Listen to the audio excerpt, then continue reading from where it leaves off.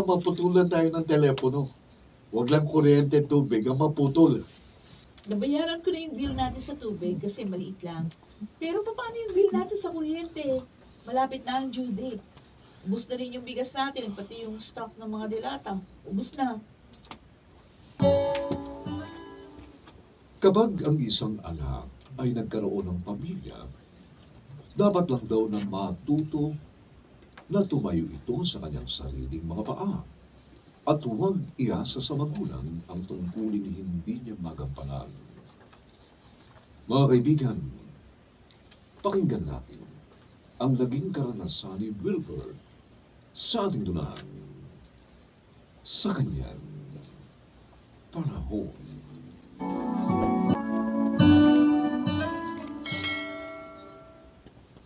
Wilbert, anak.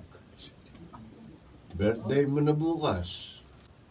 Pasensya ka na kung wala akong may bibigay na regalo. Okay lang, Daddy. May hilingin lang akong pabor sa inyo. At yun na lang ang birthday gift niyo sa akin. Sige, ano ba yun? Kasi may date kami ni Terry bukas eh. Pwede bang kayo muna ni Maming mag-alaga ng anak namin? Sige. Ikaw ang bahala. Bakit parang napipilitan lang kayo? Hindi. Okay. Okay. Walang problema. Okay lang, pero parang hindi kayo mukhang okay. May konting ang problema. Ang hirap kasing alagaan ng anak mo. Pag sinumpong at umiyak, ang hirap patahanin. Sabihin nyo na lang kung ayaw nyo. At hindi na lang kami tutuloy sa lakad namin. Wala akong sinabing ganyan. Ganun ang malabas eh. O sige. Kami na mag-aalaga ng anak niyo. Bahala. Bakit parang napipilitan lang kayo? Hindi. Okay. Okay. Walang problema. Okay lang, pero parang hindi kayo mukhang okay. May konting ang problema. Ang hirap kasing alagaan ng anak mo. Pag sinumpong at umiyak, ang hirap patahanin. Sabihin nyo na lang kung ayaw nyo. At hindi na lang kami tutuloy sa lakad namin. Wala akong sinabing ganyan. Ganun ang malabas eh. O sige. Kami na mag-aalaga ng anak niyo.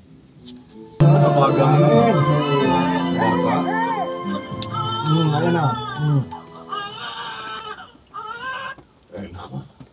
Sinumpong na naman to kapo natin. Pahirapan na naman to, Julie. Hindi ko nga alam kung saan ipinaglihin ng manugang natin yung ating apo. Napakaiyakin. Oo nga eh. Sobrang ligalik. Baka naman nagugutom lang. Halos katatapos ko lang padidehin. Akna. Ako na magpapatahan. Ana, ang apo ko. Huwag ka na umiyak, ha? Ayan. Pag-ehel na kita. Gusto mo ba? Isayaw pa kita. La la la la la la la la. Ay, grabe. Ayaw pa rin tumigil. Pagod na ako eh. Ayaw pa rin tumigil. Nakakapikon talaga ang batang yan. Ang sarap ihagi sa bintana. O ano, Maring Julie, masasamahan mo ba ako? Saan ka ba pupunta, Maring Sonia? Bilis mo namang makalimot. Noong isang araw lang kita sinabihan na, manunood tayo ng sine, di ba? Oo nga, ano? Yun nga pala yung araw na libreng manood ang mga senior citizen. Sayang, hindi ako pwede. Bakit? Anong problema? Narito kasi yung apo namin ubod ng ligalig. Hindi ko naman pwedeng iwan kay Nilo dahil hindi niya kaya mag-isa. Mamaya, itotohanin niya kanya sinabi na itatapon niya sa bintana yung apo ko kapag napikon siya. Kahit naman ako, mapipikon din dahil sa pagiging irresponsable ng bunso mo. Inispoil niyo kasi. Ito naman, hindi naman ganoon. Hindi. Pangungunsinti nga itong ginagawa niyo. Paano sila matututo kung inaako niyo ang kanilang responsibilidad bilang magulang? Kung sa bagay, sa umpisa pa lang, mali na eh. Anong mali ang tinutukoy mo? Sino bang gumastos ng kasal nila? Hindi ba't kayo mag-asawa? Gumastos din naman sila kahit papaano. Kahit na. majority ng expense nyo, kayo pa rin ang umako. At kahit Expense nila. ngayon, Nila. Oh. Nag-expenses nila, kayo pa rin ang umako. Kahit nga, majority ng expenses nila, kasi sila ang dapat sa kanila yun. Diba? kahit na majority ng expenses sa kasal, kayo pa rin ang umako. Kahit ngayon, kapag nagigipit sila, kanino sila lumalapit? Hindi ba't sa inyo rin? Sonia, anak namin si Wilbert. Kaya hindi namin siya pwedeng tikisin. Mare, kung talagang mahal nyo ang inyong anak, hindi nyo siya kukonsintihin. Hanggat nakadepende siya sa inyo, aba hindi siya matututong gampanan ang kanyang obligasyon bilang padre di pamilya ng sarili niyang tahanan. Hey, Dante. Dante Wilbert! Ice cream! Parang ano nga eh, no? Sa araw na ito, Patay na Well, ikaw, anong balita mo? Si Dante. Patay na ba? Patay na ba sa Dante? Patay na. Patay na.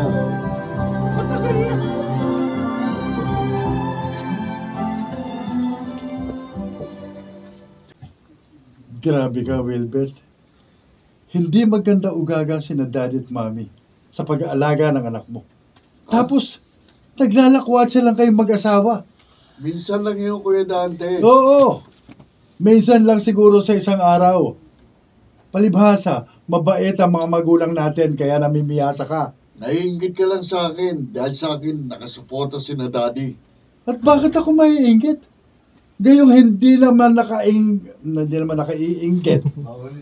Okay na yan. Naiingit. Ako nainggit. Kakain. Hindi mo nakakaingit. Tuloy yung natural lang. Di ba? Bakit Hindi maiinggit? naman nakaiingit. Hindi naman.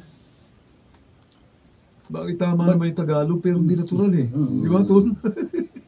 Ngayon, kung profesor ka, Nakasuporta si na profesor Daddy. nga, hindi na ginagamit Bakit siya ako eh. maiinggit?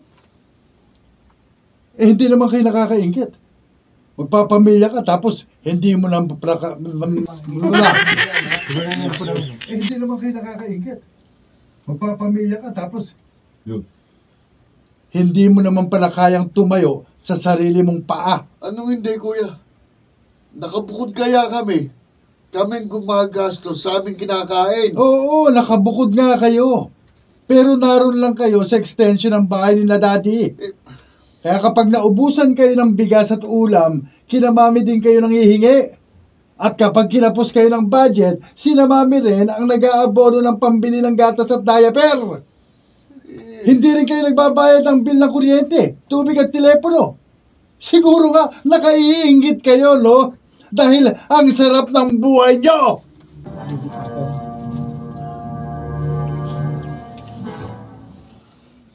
Dapat na siguro tayong maghanap ng malilipatan, Terry. Bakit? Ano problema? Hindi ko na kasi mas kumura mga sinasabi ni Kuya. Pride lang yan, Wilbert.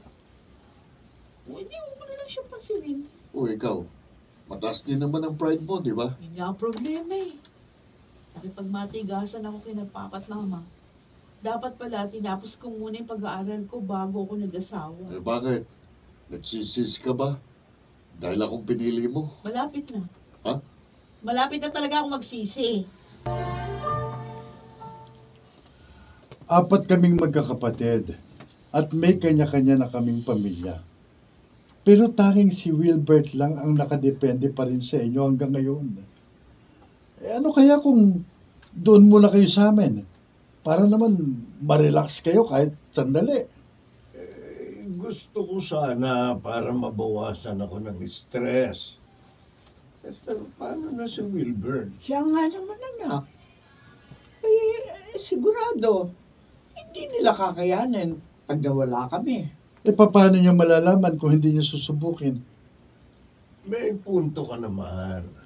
Pero labis pa rin akong nag-aalala. Kahit isang buwan lang, Daddy. Wala naman siguro mawawala kung susubukan nyo eh. Okay, sige. Kung yun lang ang tanging paraan para matuto si Wilbert, edi sige. Pahig ako kahit labag sa aking kalooban. Pero munang 1.5.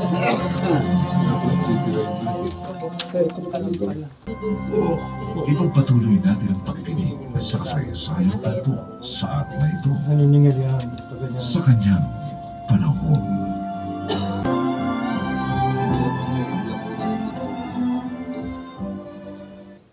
Paano yan, Wilbert? Naputulan tayo ng telepono. Okay lang na maputulan tayo ng telepono.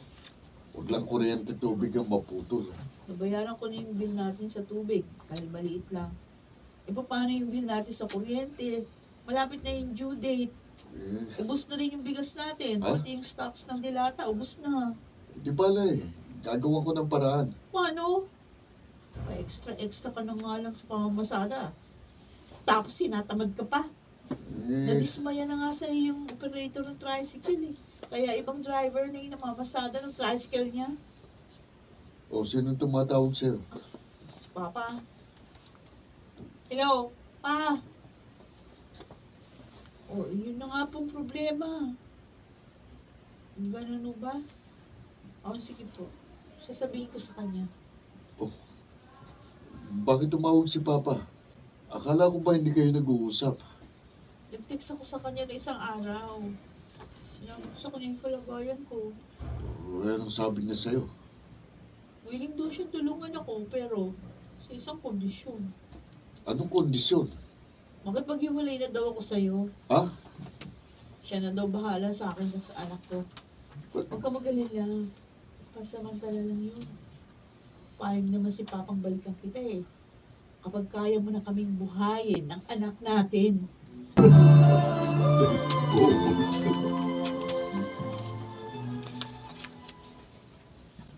Hindi pa naman huli ang lahat. Pwede mo namang ituloy ang pag-aaral mo. Oo nga naman, anak. By 1 taon na lang naman, makakagraduate ka na. Ito naman kasi, nagmadali ka mag-asawa. Hindi mo naman pala kaya. Kaya nga ako nagsisisi na ako eh. Ngayon ko lang po na-realize ang aking pagkakamali. Kaya nga, ito na ang pagkakataon para makabangon ka sa iyong pagkakadapa. Congratulations! Tol! Graduate na tayo, Tol!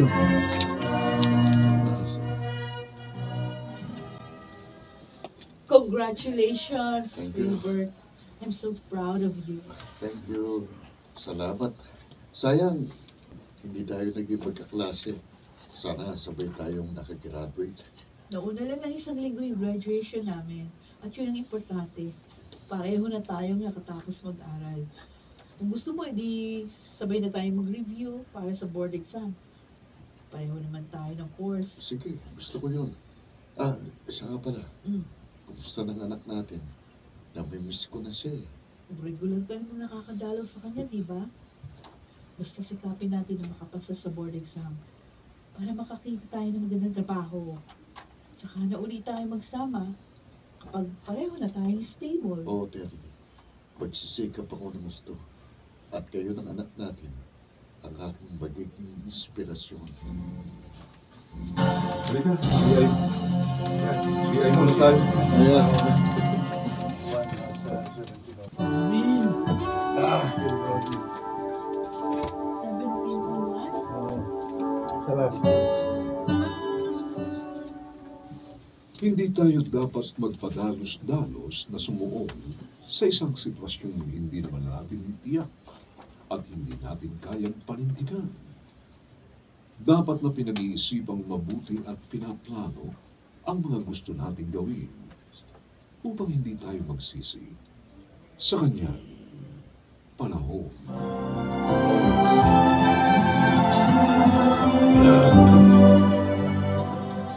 Mga nagsiganap, Jenaline de la Cruz, Bobby Cruz, Rosana Villegas, Susan Robles, Lionel Benjamin, at si Phil Cruz bilang Wilbert.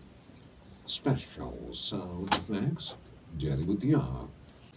Ito'y mula sa panulat ni Toti Sandoval at sa pinagsamang direksyon ng inyong lingkod, June Martin de Gaspi at Robert Bobby Cruz.